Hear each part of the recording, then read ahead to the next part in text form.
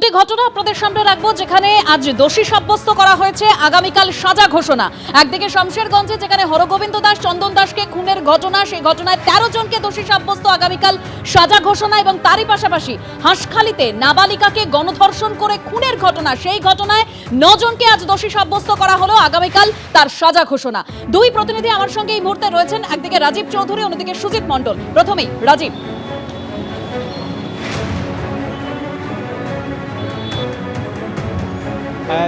8.5 মাসের মাথায় শামশেরগঞ্জ কাণ্ডের 13 জন দোষী সাব্যস্ত হয়েছেন এবং আমরা আদালত সূত্রে যেটা জানতে পারছি, অভিযুক্তদের বিরুদ্ধে সর্বোচ্চ শাস্তি মৃত্যুদণ্ড হতে পারে, তাদের যাবজ্জীবন সাজা হওয়ার সম্ভাবনা রয়েছে এবং সেই নিয়ে উত্তেজনা রয়েছে। আদালত চূড়ান্ত রায় কী দেন তার দিকে তাকিয়ে রয়েছেন দুপক্ষের লোক, অভিযুক্তদের পক্ষের লোক এবং হরগোবিন্দের পরিবারের লোকজন, তারা সবাই আদালতের দিকে চেয়ে রয়েছেন এবং হরগোবিন্দের পরিবারের লোকজন তারা চাইছেন সর্বোচ্চ শাস্তি হোক এবং যারা অভিযুক্ত তারা চাইছেন সর্বনিম্ন শাস্তির জন্য। এবং সব নিয়ে দুপক্ষের মধ্যে উৎকণ্ঠা রয়েছে।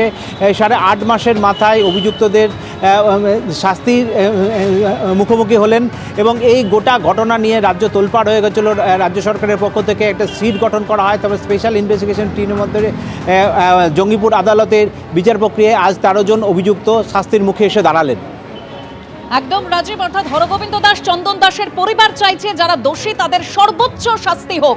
অন্যদিকে হাঁসখালির ঘটনা, যেখানে নাবালিকাকে গণধর্ষণ করে খুনের ঘটনা, সেই ঘটনায় এবার 9 জনকে দোষী সাব্যস্ত করা হয়েছে, আগামীকাল তার সাজা ঘোষণা। শুভেন্দু অধিকারী, কুণাল ঘোষ কে কি বলছেন শোনাবো। হরগোবিন্দ দাসের খুনের ঘটনায় 13 জনকে আজকে সাজা দিল জঙ্গিপুর। আমরা চাই ক্যাপিটাল পানিশমেন্ট, ফাঁসি চাই, ফাঁসি চাই। কি সাজা দেবে কোর্টের ব্যাপার, ফাঁসি চাই। ফাঁসি চাইছেন হরগোবিন্দ দাসের মৃত্যু, ফাঁসি চাই। ওই পরিবারের সঙ্গে আমি আছি, ওখানকার হিন্দুদের সঙ্গে আমি আছি, ফাঁসি চাই। আইনে পুলিশ ব্যবস্থা নিয়েছে, পুলিশ চার্জশিট জমা দিয়েছে, পুলিশ ট্রায়াল করিয়েছে, ট্রায়ালের পর দোষীও সাব্যস্ত হয়েছে।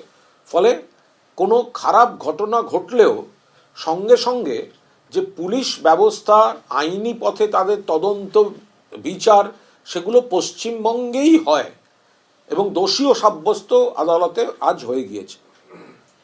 এগুলো সিপিএম জমানায় হতো না, আর ওই বিজেপি জমানায় হয় না। অন্যদিকে হাঁসখালিতে নাবালিকাকে গণধর্ষণ, খুন এবং সেই ঘটনায় নেতা পুত্র সহ 9 জনকে দোষী সাব্যস্ত করল রানাঘাট আদালত এবং সেই মামলাতেও আগামীকাল সাজা ঘোষণা হতে চলেছে। দোষী সাব্যস্ত করা হয়েছে তৃণমূল নেতা সমরেন্দ্র, ছেলে ব্রজগয়ালী সহ প্রভাকর পোদ্দারকে। সরাসরি রয়েছেন এই মুহূর্তে আমাদের সঙ্গে প্রতিনিধি সুজিত মণ্ডল। সুজিত, এই মামলায় 2022-এর 13 এপ্রিল সিবিআই তদন্তভার নেয় এবং তারপর দীর্ঘ তদন্ত 9 জনকে দোষী সাব্যস্ত, যার আগামীকাল সাজা ঘোষণা হতে চলেছে। সুজিত।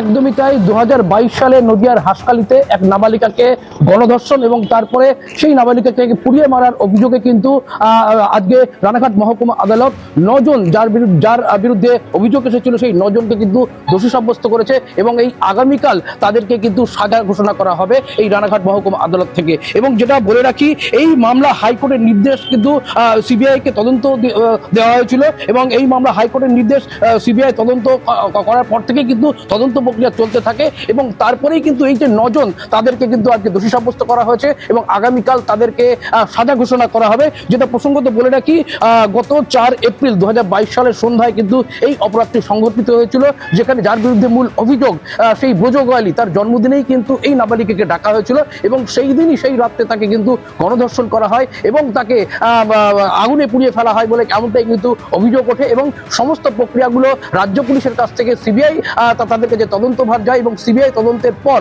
এই যে 9 জন অভিযুক্ত তাদেরকে কিন্তু গ্রেপ্তার করে। তার মধ্যে 2 জন হচ্ছে রাজ্য পুলিশ গ্রেপ্তার করেছে 2 জনকে এবং বাকি 7 জনকে কিন্তু যে সিবিআই তারা কিন্তু গ্রেপ্তার করেছে এবং আজকে রানাঘাট মহকুমা আদালত তাদেরকে দোষী সাব্যস্ত করেছে এবং আগামীকাল তাদের সাজা ঘোষণা রয়েছে। এখন দেখার আগামীকাল কি সাজা দেয় তাদেরকে, এটাই এখন দেখার। এবিপি আনন্দ, এগিয়ে থাকে, এগিয়ে রাখে।